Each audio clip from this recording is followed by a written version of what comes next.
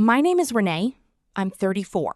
And the last time my whole family laughed at me, my 8-year-old son ended the party. It was my sister Camille's baby shower. Pink balloons, a 3-tier cake, 30 guests in coordinated outfits. Camille looked straight at me from across the gift table and delivered a line she'd clearly been rehearsing all week. My mother nodded, like she'd been waiting for it. Guests clapped. Then Marcus, my quiet kid, the one they'd wedged into a folding chair by the hallway, stood up and asked one question. The room went so silent I could hear ice shifting in the punch bowl. But what happened at that shower started 6 weeks earlier, in a stack of numbers that didn't add up. 6 years ago, my husband left a sticky note on the kitchen counter. Not a letter, not a conversation. 4 words. I can't do this. His ring sitting next to the toaster. Marcus was 2. He kept walking to the front door for a week after, pressing his face against the glass. I kept pulling him back and pretending the sound I made was a laugh. I didn't have a career then. I had half a degree in accounting and a $340 checking balance. So I finished the degree at night. I passed the CPA exam with Marcus sleeping on a folded blanket under my desk, because I couldn't afford a sitter past 9. By 29, I started my own forensic accounting practice. Just me, a laptop, and a rented office above a dry cleaner that smelled like chemical lavender. By 34, I had 11 steady clients, a mortgage I was 3 years ahead on, and a son who could name every dinosaur that ever lived. None of that mattered to my family. To my mother, Gloria, I was still the daughter who couldn't keep a man. To my sister, Camille, I was a cautionary tale, proof that she'd made the smarter choice. They never asked about my work, never asked how Marcus was doing in school. Every Thanksgiving, every birthday, every phone call circled back to the same arithmetic. Camille had a husband, Renee did not. And the math was that simple. I let them do it. Year after year, I absorbed it and drove home and told myself it didn't matter. It mattered. What happens next will shock you. My mother called every Sunday at 4. She never asked how I was. The call always started with Camille. Camille's new kitchen tile, Camille's promotion at the dental office, Camille's husband Derek, and the trip they took to Hilton Head. If I mentioned Marcus made honor roll, Mom would say, "That's nice," and pivot back to the real headline. "Your sister's doing so well, Renee. She figured it out." Figured it out. Like life was a combination lock and I'd been spinning the dial wrong for a decade. Camille married at 25. She had a house with a 2-car garage. She did everything in the right order. And I was the rough draft she'd learned from. Mom said it best one Easter when I brought Marcus over and he accidentally knocked a glass off the table. She looked at me while she cleaned it up and sighed. "Your sister made smarter choices, Renee. That's all." That's all. Like it was weather. I learned to hold my face very still when she said things like that. Marcus learned too. He'd go quiet and press into my side, and I'd feel his small fist grip my sleeve. He was 8, and he already knew when a room had turned against us. I should have said something years ago. I should have drawn a line and told her that my son could hear every word. But I didn't. I carried it all. Their disappointment, their arithmetic, their version of me. Because carrying things was what I did. Carrying was my weakness. I was very, very good at it.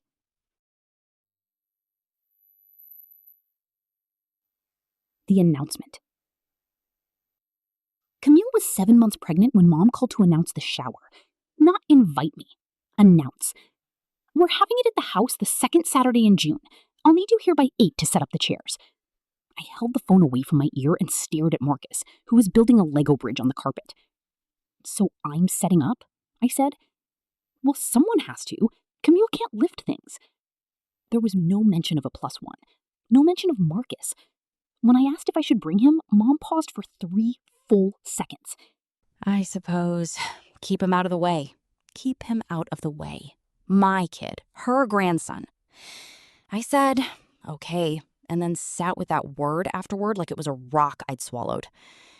What happens next will shock you. Derek was the reason Camille's life looked the way it did. He was 36, broad-shouldered, worked in regional sales for a building supply company. He brought Mom flowers on her birthday. He grilled steaks at every cookout and called her Mom with a wink. The whole family treated him like a trophy Camille had earned for doing life correctly. Nobody questioned the business trips. Derek traveled every other weekend. Territory visits, he called them, covering accounts across the Tri-County area. Sometimes he'd be gone Friday to Sunday. Sometimes he'd leave Thursday and come back Monday morning looking tired and smelling like a different soap. Nobody blinked. Nobody is that good. I do numbers for a living. I know when something doesn't add up.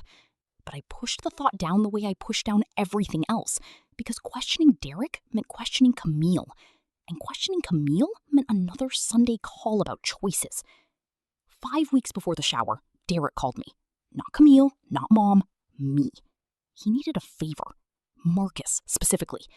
Camille had a prenatal appointment. Mom was going along, and Derek offered to pick Marcus up from school and take him out for the afternoon so I could meet a client deadline. Something twitched in my gut, the way a number twitches on a spreadsheet before you find the error. But Marcus's face lit up. Uncle Derek said we'd get milkshakes, Mom. So I said yes. They were gone 4 hours. When Derek's truck pulled into my driveway at 6, Marcus hopped out, happy and sticky-faced, clutching a small paper bag. Uncle Derek got me a toy. A race car. Red, small. The packaging said ages 2 to 4. I turned it over. He grabbed 2 from the store, Marcus said. 1 for me and 1 for... He stopped. 1 for who, bud? He bit his lip. I wasn't supposed to say. I let it go. I shouldn't have, but I let it go. Later that night, I was moving laundry. Derek had left Marcus's jacket in the truck, and a crumpled receipt fell out of the pocket. A gas station, fuel, animal crackers, a juice box. The station was in Glenfield. Glenfield was 40 minutes east, past the county line, nowhere near Derek's sales territory, and nowhere near anywhere a milkshake run would take you. I smoothed the receipt on my kitchen counter and stared at it the way I stare at a column that won't reconcile. Marcus didn't have a little brother. So whose race car was that? What happens next will shock you. I started knitting the blanket 3 weeks before the shower. Pale yellow yarn, soft enough to press against a newborn's cheek. I'd learned from a YouTube video when Marcus was a baby. Couldn't afford store-bought anything back then, so I'd made him a hat that looked like a lopsided mushroom, and he wore it anyway. This blanket was better. Tighter stitches, cleaner edges. I worked on it after Marcus went to bed, sitting cross-legged on the couch with the TV muted, pulling yarn through loops until my fingers ached. Each row was a sentence I couldn't say out loud. I love my sister. I want her baby to be warm. I want to show up to that shower and have someone look at what I made and see me. Not the single mom, not the rough draft. Just me. The gift table at Camille's shower would be stacked with $200 strollers and cashmere sleep sacks from registries I couldn't afford. I knew my blanket would sit there like a potluck dish at a catered dinner, but I kept knitting because the alternative was showing up empty-handed and giving Mom one more thing to measure me against. I finished the last knot at midnight on a Tuesday, held it up under the kitchen light. It was slightly uneven in 2 spots, and the fringe was a little longer on the left side. Marcus wandered in half asleep and squinted at it. It's really yellow, Mom. It's pale yellow. It's really pale yellow. I folded it into tissue paper and told myself a blanket could change how they saw me. It couldn't, but something else would. What happens next will shock you. 4 days before the shower, Derek texted me. Hey, Renee, quick favor. Trying to refinance the house and the bank wants organized statements. You're the numbers person. Could you glance at these for me? He sent 3 PDFs, bank statements, 3 months of transactions for a joint checking account. I should have said no, but some part of me, the part that still wanted to belong to this family, thought maybe this was him finally seeing me as useful. So I opened the files at 11 at night with a mug of cold coffee and Marcus's math homework still spread across the table. The statements were messy. Typical household spending, groceries, gas, Costco, Camille's prenatal copays. Then I saw it. A recurring auto pay. $1,450 per month to a property management company in Glenfield. Glenfield, the same town on that gas receipt. I scrolled. Another charge. $620 per month to something called Sunrise Children's Center, also in Glenfield. A daycare. Camille and Derek didn't have a child yet. Their baby wasn't due for 2 more months. I sat with those numbers for a long time. The coffee went from cold to room temperature to something I forgot was there. A rental property in Glenfield could be an investment. The daycare could be for a relative's kid. There were always explanations when you're looking at numbers you don't want to understand. I closed the laptop. I didn't sleep. The numbers didn't add up, and I was the only person in my family trained to notice. What happens next will shock you. I spent the next 2 days telling myself to stay out of it. Then I ran the numbers again. The Glenfield rent had been active for 37 months. The daycare payments for 31. Both started before Camille and Derek's wedding. I cross-referenced the payment dates with Derek's territory visits. Every month, like clockwork, Derek made a deposit into a separate savings account the day before the rent auto-drafted. He was funding a second household on a schedule more reliable than his mortgage. I'm a woman who reads fraud reports for a living. I've untangled embezzlement schemes, caught expense padding, flagged phantom vendors. Numbers don't scare me. But these numbers had my sister's name on them, and my nephew or niece growing inside her, and a holiday table I still sat at every December, even though nobody saved me a good chair. So I did what I always do.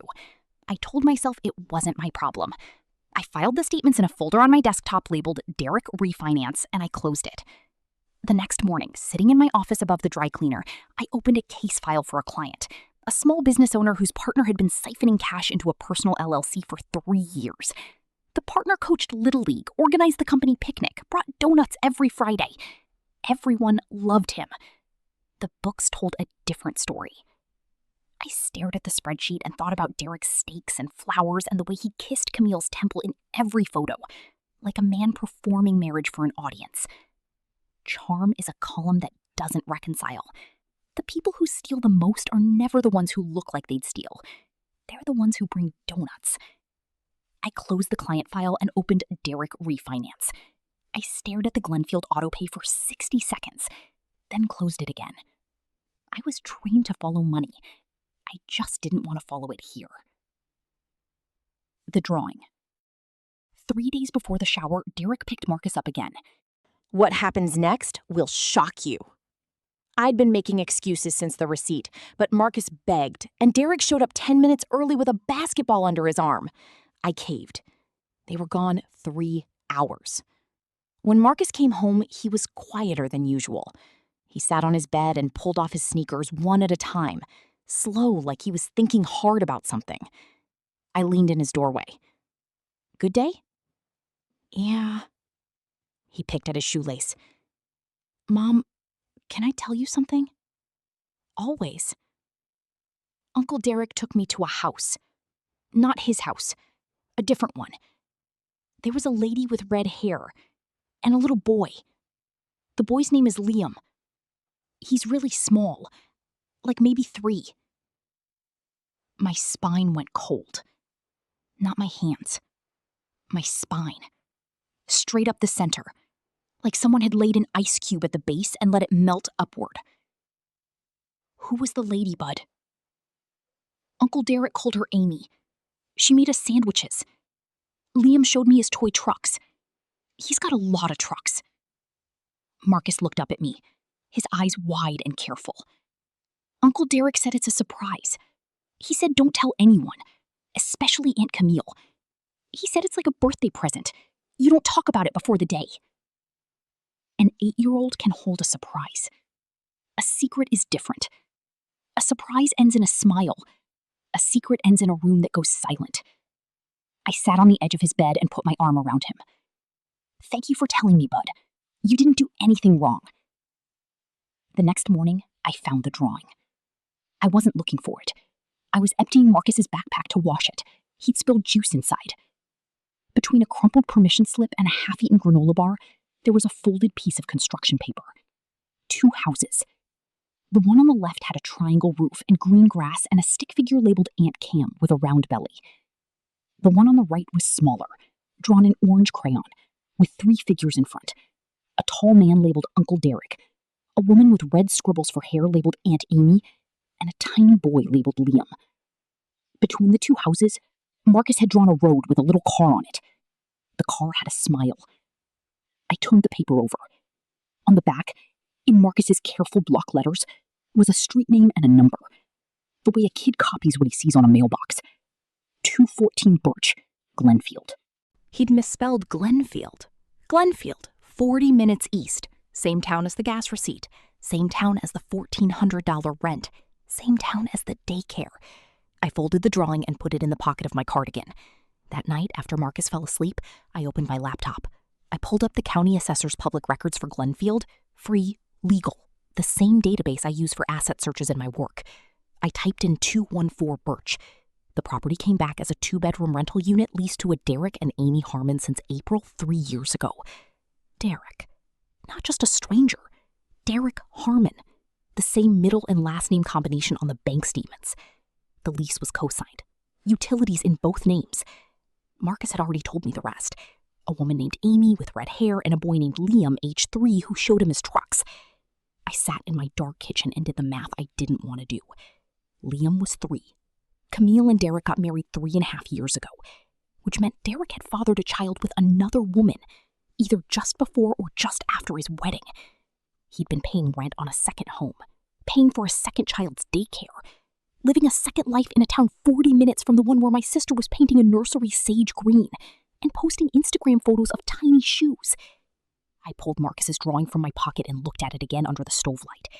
2 houses, 1 smiling car driving between them. My 8-year-old had mapped it all out in crayon, and no one in my family could read it but me.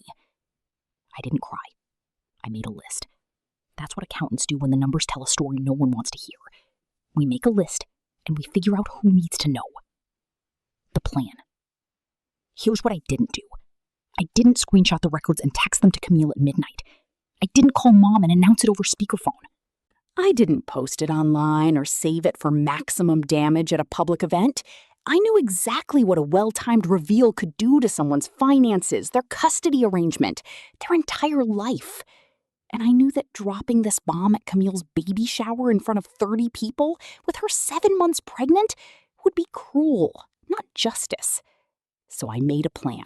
I would wait until after the shower. I'd ask Camille to meet me for coffee. Just us. No Mom, no Derek.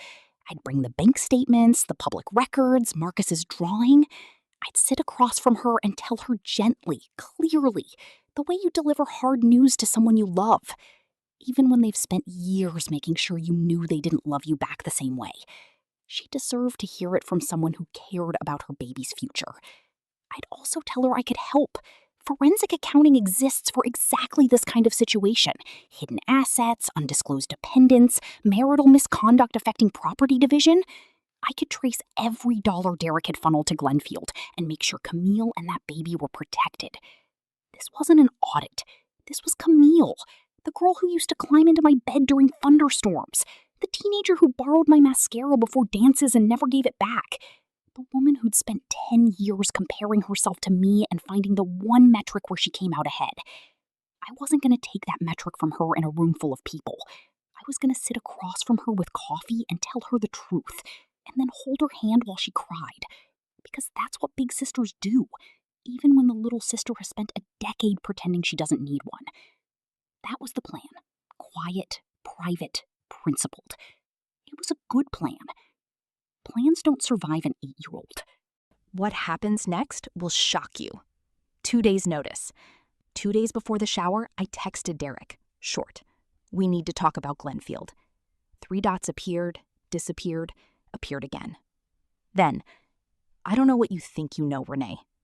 I typed back. I know about the lease. I know about the daycare. I know about Liam.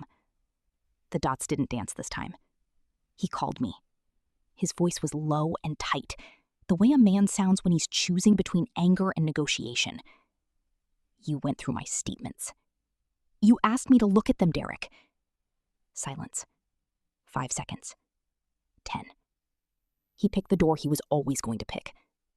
Stay out of my marriage, Renee. This is none of your business. People already know what you are. Bitter, jealous, alone. If you say one word to Camille, I'll make sure the whole family believes it's revenge. I held the phone against my ear and looked at Marcus's drawing still pinned to my refrigerator with a dinosaur magnet. I'm not telling anyone at the shower. I'm asking you to tell Camille yourself before the baby. That's not going to happen. Then I'll tell her after, privately. She deserves to know. She deserves a husband who's there, and that's what I am. He hung up. Derek had 2 days to come clean. He spent them smiling for baby shower photos. He posted one that night, Camille kissing his cheek. Caption, almost time, 32,000 hearts. I went to bed with my phone face down. The shower. Saturday. 8 a.m. Mom's backyard looked like a page from a magazine I couldn't afford to subscribe to. What happens next will shock you. A balloon arch in blush and gold framed the patio door. White folding chairs lined up in perfect rows, each tied with a ribbon. A 3-tier cake sat on a pedestal table. Fondant roses, baby Harmon in cursive. There was a mimosa bar, a photo booth with props, a clothesline of tiny onesies pinned with wooden clips. Marcus and I pulled into the driveway at 7:58. I wore the navy dress with pockets. Marcus wore his dinosaur tie. He carried the blanket wrapped in tissue, tucked under his arm like a treasure. I carried nothing but my car keys and every ounce of composure I'd been building for 34 years. Mom met us at the side gate. She didn't say hello. She pointed at the stack of folding chairs against the garage wall. Those need to go in the backyard. 5 rows of 6. Make sure the ribbons face front. Good morning, Mom. She looked at Marcus. He can sit in the hallway. There's a folding chair by the coat rack. My son. Her grandson. Assigned to a hallway chair like an afterthought. I knelt in front of Marcus and straightened his tie. You're going to sit with me, I said. Quiet enough that Mom didn't hear. He nodded. We set up 30 chairs in the June heat while caterers carried silver trays past us without making eye contact. Camille arrived at 9:30 in a white sundress. Glowing, one hand on her belly, Derek beside her with his arm around her waist. He saw me across the yard. His jaw tightened for half a second. Then the grin came back. Practiced. Perfect. The gift table was a monument. Stacked boxes from registries, a bugaboo stroller still in plastic, a cashmere sleep sack, a white noise machine that cost more than my first car payment. I set my gift at the end of the row. It looked exactly how I knew it would. Small, soft, slightly wrinkled tissue paper from Marcus carrying it under his arm. When Camille finally made it to the gift table, she opened the big ones first. Each box got a squeal, a display, a round of applause. Then she reached mine. She pulled the tissue paper back and held up the pale yellow blanket between 2 fingers, like she was checking a piece of fabric at a clearance sale. Oh, she tilted her head. Homemade. That's so you, Renee. She set it on the chair behind her. Not on the display table with the other gifts, not in her lap. On the chair behind her like a napkin she'd deal with later. 2 women next to me exchanged a glance. One pressed her lips together. I felt Marcus's hand find mine under the table and squeeze.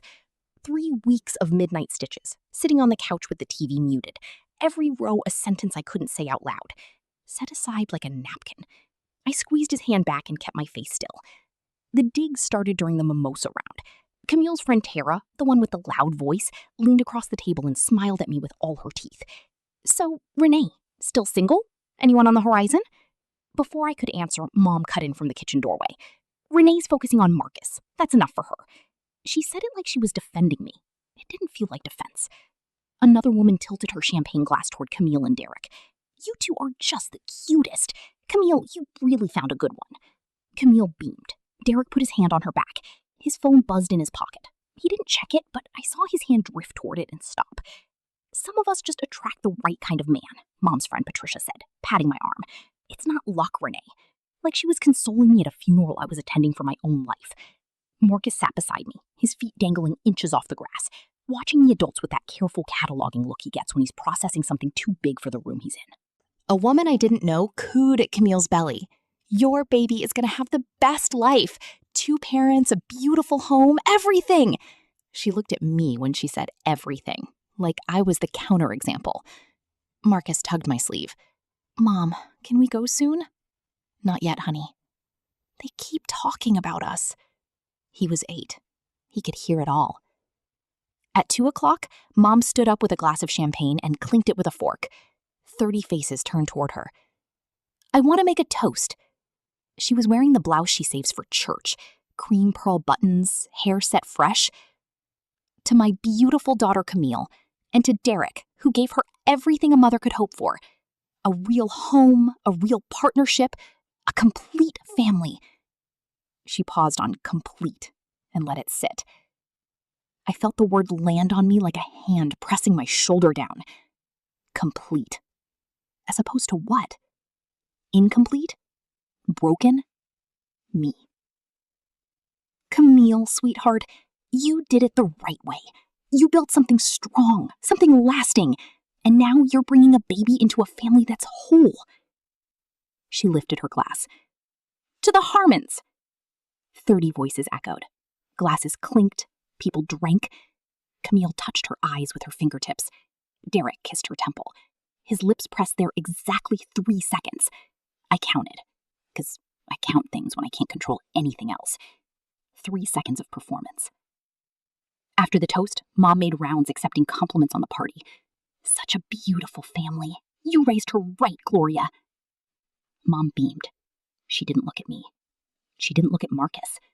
We were 3 feet away, and we might as well have been in the parking lot. The punchline. Someone set up a card station where guests wrote parenting tips on pink index cards. Tara read them aloud. The yard laughed.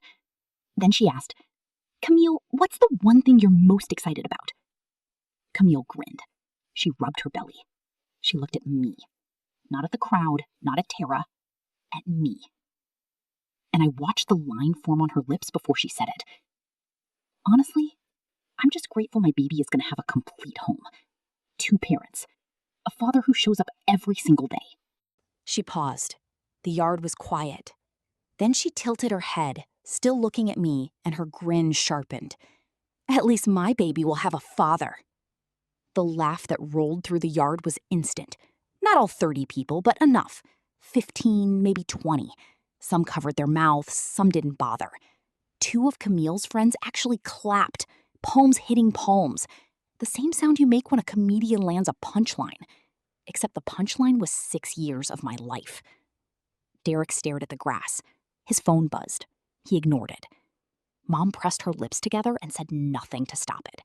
She sat in her cushioned chair, the good chair, the one with armrests, and let the laughter happen the way a judge lets a verdict stand. Marcus's hand found mine again. His grip was so tight his knuckles turned white. I could feel the bones of his fingers pressing into my palm. 8 years old, holding me together. The clapping is what I remember most. Not the words, the clapping. 20 adults applauding my sister for using my worst year as her best joke. And my son's hand in mine, holding on like he was afraid the sound would carry me away. Then Mom leaned forward in her chair. Quiet. She didn't need to be loud. Her voice carries when it's quiet the same way a knife cuts deeper when it's slow. Some women just make bad choices. She wasn't looking at Camille. She was looking at me. 6 words, delivered like a fact, like weather. A few women nodded. Patricia murmured her agreement. The yard settled into a satisfied hum. Then Marcus pulled my sleeve. "Mom, sit down and be quiet, sweetheart." That was Mom. Not to me, but to Marcus. To my son trying to say something, and she shut him down from 4 feet away without looking at him. I felt Marcus's body stiffen. I put my hand on his knee under the table. I breathed in through my nose and out through my mouth. I was not going to fight. I was not going to cry. I was going to stand up, collect my son, and walk out with my head level. I was going to leave. Then my son stood up. He didn't shout. He didn't cry. He stood up from his folding chair the way a kid stands when a teacher calls his name. Straight-backed, serious. his dinosaur tie slightly crooked. The yard had been murmuring, settling, people reaching for their champagne. Marcus's voice cut through all of it, clear and steady. The voice of a child who had been told to be quiet and decided, the way only 8-year-olds decide things, that the adults were wrong. "Aunt Camille, should I tell everyone about Uncle Derek's other family?" The sound didn't stop. It evaporated. 1 second, there were 30 people breathing and clinking and shifting in their chairs. The next second, there was nothing. I've been in conference rooms when a fraud finding is read aloud. I've watched executives go pale. I've seen silence that cost people their careers. I have never heard a silence like the one my son made in that backyard. Camille's smile didn't fall. It froze, like someone had paused a video 1 frame before the picture breaks apart. Derek was standing by the mimosa bar. His hand was around a glass. Nothing moved. Marcus looked around the yard the way he looks around a classroom when he's answered a question and isn't sure he got it right. "Uncle Derek has another house," he said, quieter now, talking to Camille but loud enough for the front row to hear. "With a lady named Amy and a boy named Liam. He's 3. He showed me his trucks." 30 faces. Every single one turning. Not toward Marcus, not toward Camille, toward Derek. Derek, whose hand was still on the glass. Derek, whose face had gone the color of the fondant on the cake. Derek, who had had 2 days to tell the truth and spent them posting photos with 32,000 hearts. Camille laughed. It was the worst laugh I've ever heard. High, thin, cracking at the edges like plaster before it falls. "What is he talking about?" She looked at me, not at Derek. "Renee, what did you tell him?" I didn't answer. I didn't need to. Derek answered for all of us by moving. He set the glass down too hard. Champagne sloshed over the rim. He took a step toward Marcus and stopped, because 30 people were watching, and a man who steps toward a child in front of witnesses knows how that looks. "He's confused," Derek said, too loud. "Kids make things up. He's 8. He heard something, and..." I didn't hear it. Marcus's voice was calm, calmer than Derek's. "I went to the house.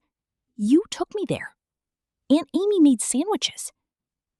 Derek's mouth opened. Nothing came out. Tara put her champagne down.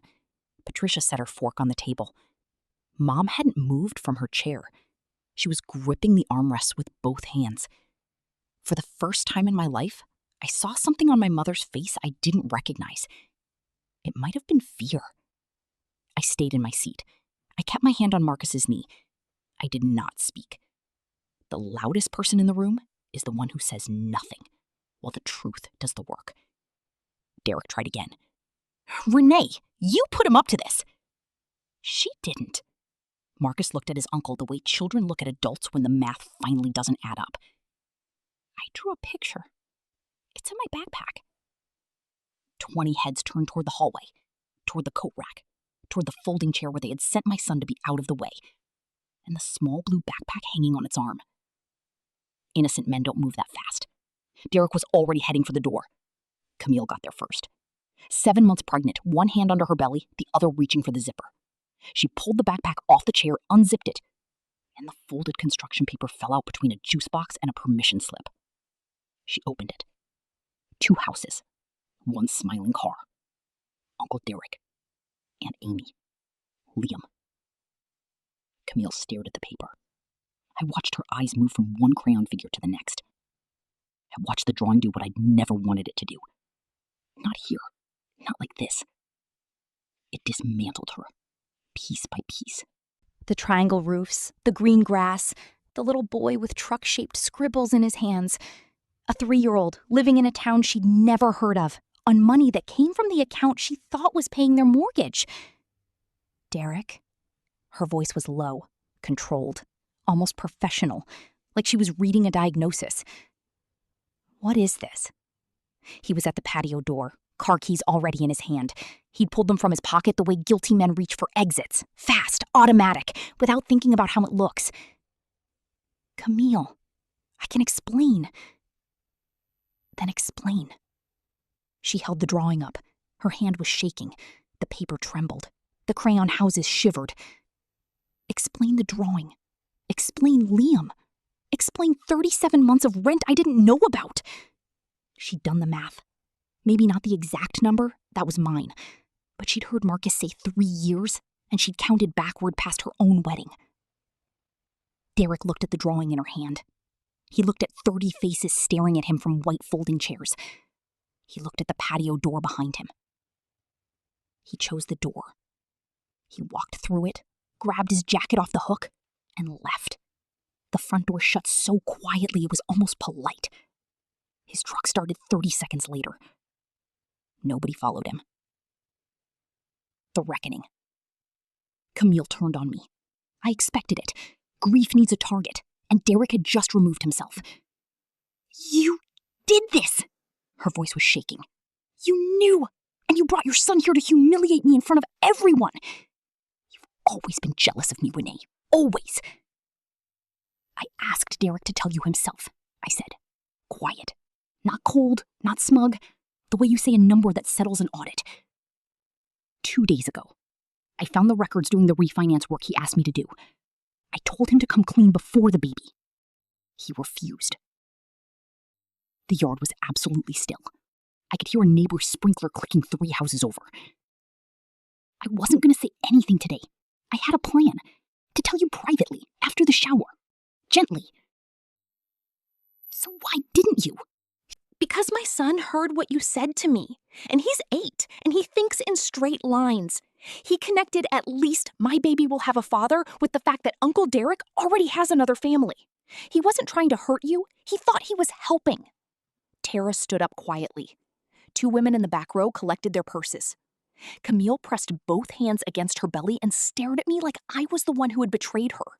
And maybe in her arithmetic, I was. I didn't argue.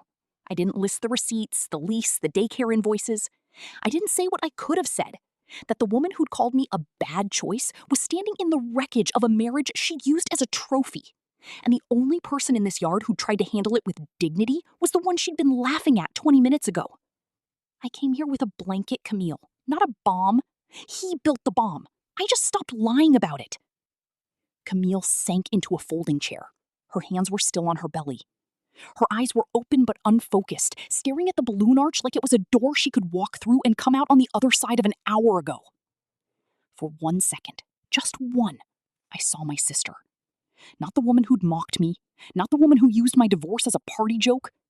My little sister, 29, pregnant, sitting in a backyard full of witnesses to the worst moment of her life, realizing she was about to become the thing she'd laughed at. The moment passed. She didn't apologize. She didn't look at Marcus. She pressed her face into her hands and made a sound somewhere between crying and choking. It was real and human, and it didn't undo a single thing she'd said. Mom stood up from her chair.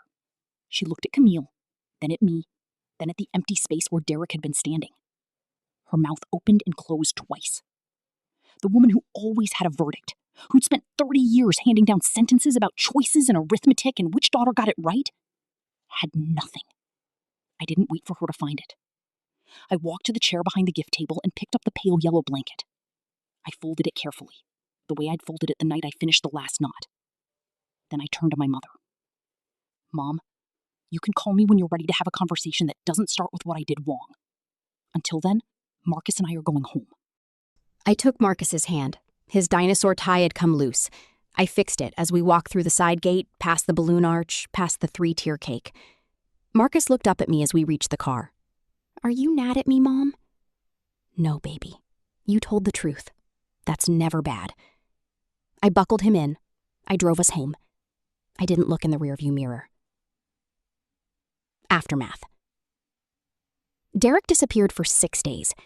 Not dramatically, just stopped answering his phone. Stopped showing up at the house on Birch Lane. On day 3, a woman named Amy called Camille's cell. She'd found Camille's number in Derek's phone records. She was calm. She was exhausted. She had a 3-year-old who kept asking where Daddy went. They talked for 47 minutes. Camille called me afterward. Her voice was flat in the way voices go flat when all the shock has been used up, and what's left is just math. He took $23,000 from our joint savings over the last year. I didn't notice. How did I not notice? He routed it through a secondary checking account. Small transfers, irregular timing. It's textbook. Camille was quiet for a long time.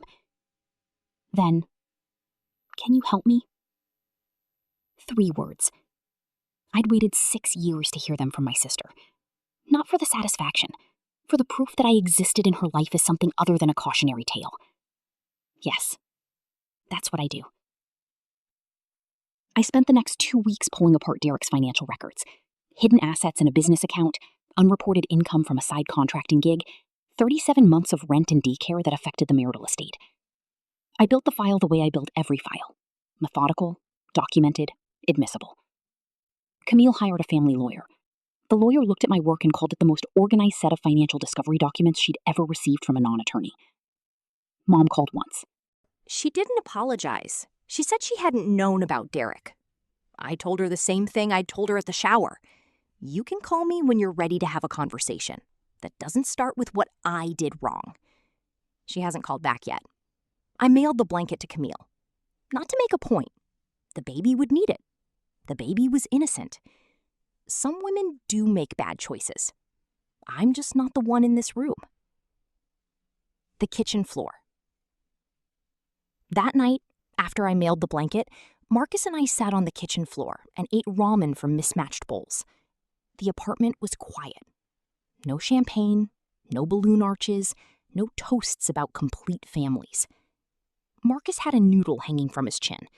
He slurped it in with a sound that made us both laugh. "Mom." "Yeah, bud." "Aunt Camille said your baby, meaning me, doesn't have a father. Is that bad?" I put my bowl down. I pulled him into my side, noodle chin and all. "You have me. I have you. We're not missing anything, bud." He thought about it, the way he thinks about everything, slowly, carefully, turning it over like a rock he found in the yard. "What about Uncle Derek's other kid, Liam?"